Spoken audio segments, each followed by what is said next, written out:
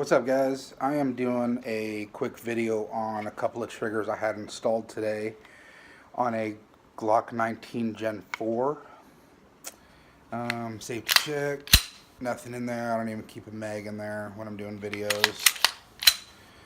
So I had this trigger installed this morning, along with an Apex trigger in my Shield 45.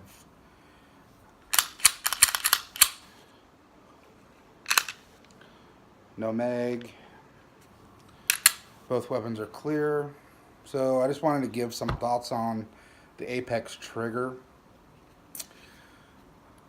For about a week now, I've been watching a lot of YouTube videos on different triggers for mainly the Glock. I own a lot of Glocks, so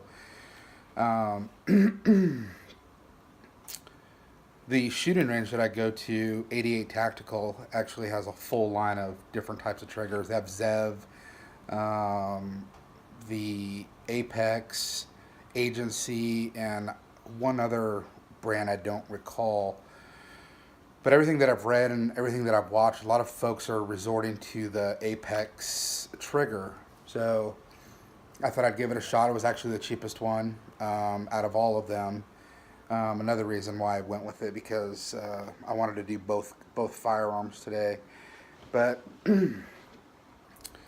the trigger pull doesn't feel any less, because it's just the trigger and then the trigger bar.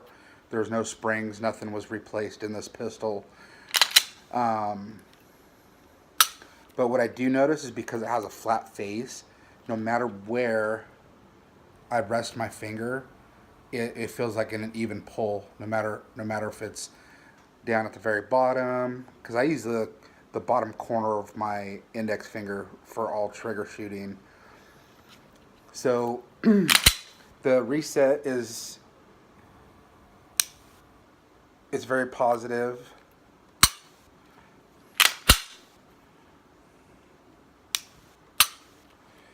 It honestly, it feels exactly like a stock Glock trigger. It's just that this is a flat trigger.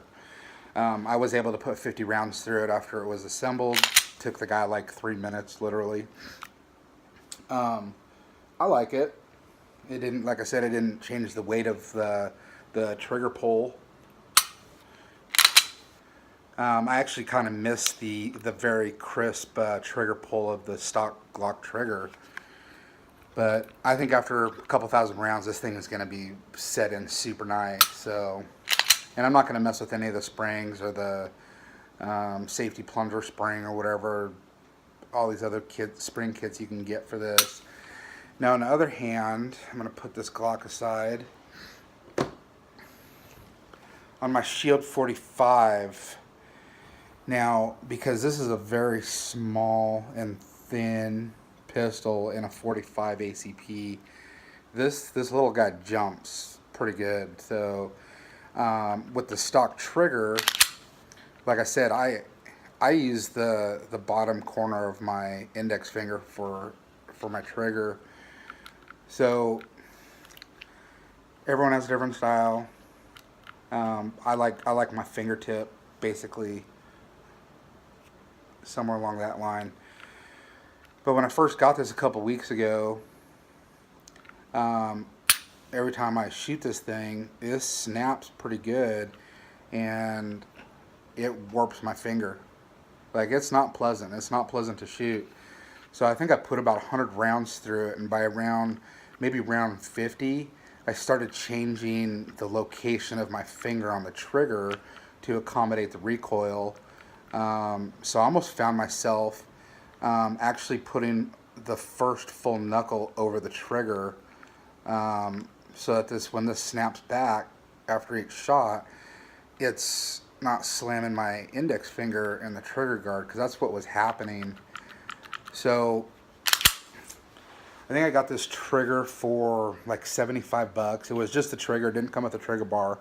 So again, there's no spring kits, nothing's lighter, nothing. It's just it's a flat face, and I figured it would have remedied that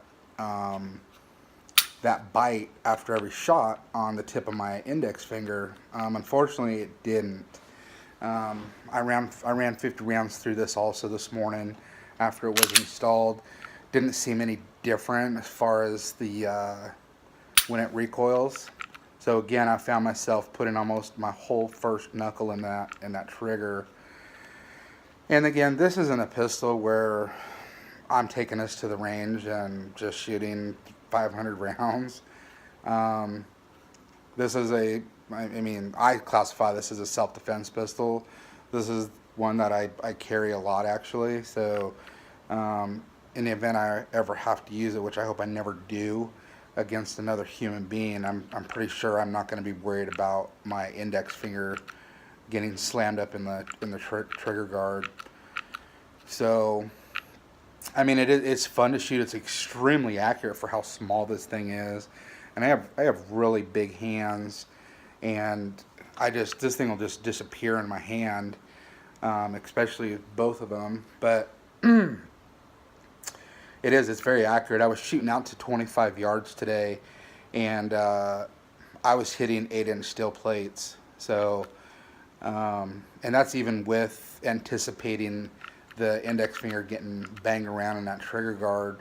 Like I said, it's not very pleasant. It's not very fun, but it's still very accurate, and it's something I will rely on. So I wanted to make this video because I know there's lots of folks out there like me that watch videos to make decisions on certain things.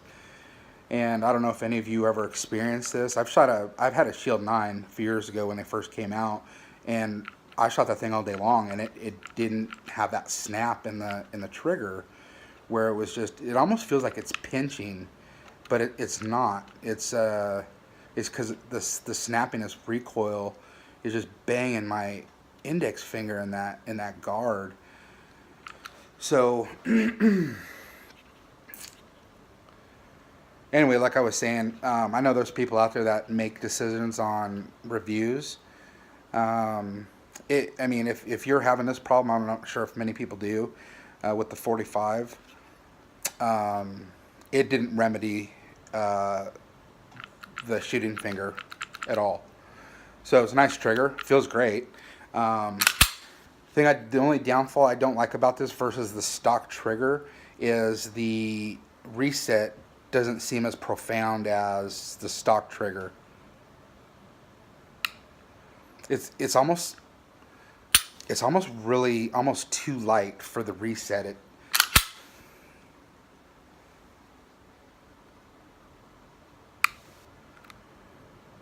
It's definitely different, but the trigger weight still feels the same. Again, I'm pulling on a flat face, just like the Glock 19 I just showed. So, and I do have this thing kind of decked out to the max. I had installed night sights on it. They're the Meprolite True Dots. Very nice, super bright. And I think I have maybe 300 rounds through this gun. I ran some Plus Ps. These are an interesting round. They're called Atomic. They're at this. They were on clearance at the 88 Tactical gun shop that I go to in shooting range. They're 180 grain Plus Ps, and I shot 2 megs. Not today, but the last time I was at the shooting range a couple weeks ago. Yeah, you definitely feel the Plus P in this little guy. So probably won't. This will probably be the last rounds of Plus P I shoot through this. After that, I'll probably go back to 230 grain, something Hornady, whatever. Or I'm not sure. Remington Golden Sabers, but unfortunately, the flat trigger didn't remedy the pain that this is causing. So, but like I said, this isn't a weekend plinker. I mean, it could be, but this isn't one that I'm going to be taking out to the range every single time and putting 100, 200, 300 rounds through it. But anyway, guys, I hope you enjoyed the video. Like I said, these are both Apex triggers. I'm going to install them in the rest of my Glocks just so that if I'm going through swap out of carrying different Glocks, I'll have the same trigger pull on every one of them. I want to keep the majority of my guns on the same page anyway. So, but anyway, guys, have a good day.